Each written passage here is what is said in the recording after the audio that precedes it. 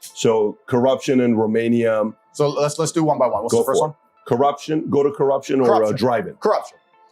So let's talk about, I said corruption is far more accessible in Eastern Europe. The reason I said that is because firstly, I live in Romania, which is a beautiful country full of beautiful people.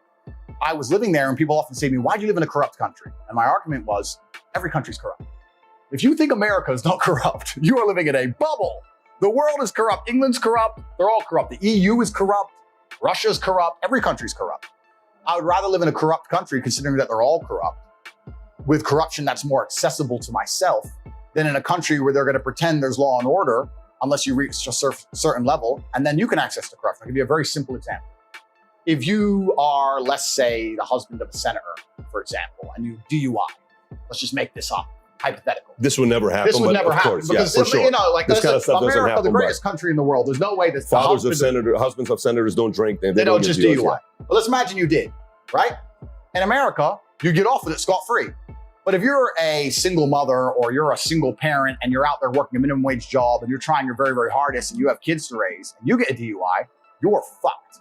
Now, I think it's kind of unfair that the corruption limit in a rich country, in this hypothetical super rich country, means that people at the absolute elite can do whatever they want and nobody else has access. I'll give you another example. Let's imagine you're in Serbia. Same scenario. You're a senator's husband and you get caught with a DUI. Of course, nothing's gonna happen to you. But you're a normal person, you get caught with a DUI. Bro, I've had a hard day at work. I know I'm over the limit. I'm sorry. Here's 50 bucks. I'm sorry. I'm just gonna drive straight home. All right, cool. Go home. Bam. Accessible corruption. To me, that's a more of an appealing environment to live under than under a society where they're gonna take a normal person, wreck them under the law, throw their ass in jail and fucking destroy them, and sit there and cry about law and order, law and order, law and order, when it's all bullshit anyway. There's no law and order. The threshold for corruption's too high. So for me as a person, you said I'm a chess player. If I'm a chess player and I analyze the chessboard, I have geographical freedom, I have financial freedom, I'm gonna live in a society. Why don't I live in a society where I have the most possible moves to make on a chessboard? Where would I go? I'd go somewhere where my money can benefit me. I don't have billions. I'm not a senator's son, but I have enough to live in some other countries and be protected in some regards. That's just an intelligent chess move. I explained this at length in a video. All that context all removed, I was talking about speeding fines. They take the misogyny thing, they take something about rape, which is imaginary because I have no criminal charges against females, against anything in my life ever.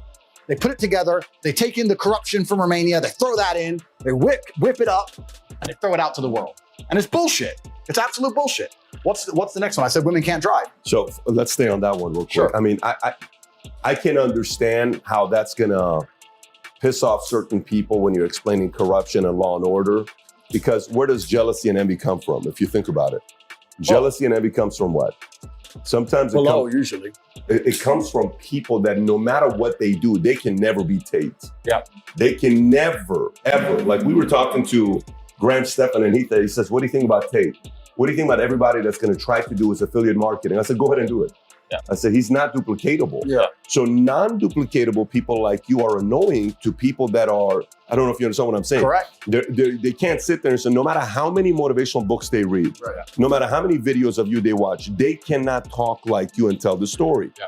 That produces envy and jealousy. Right. And you can see how someone like this can be taken out of context saying, he must be a criminal for wanting to go to a place that doesn't have law and order. Absolutely. And I understand why they would say that. Now, what's actually interesting is Bucharest, the capital of Romania, where I live, is statistically 25 times safer than a city like London.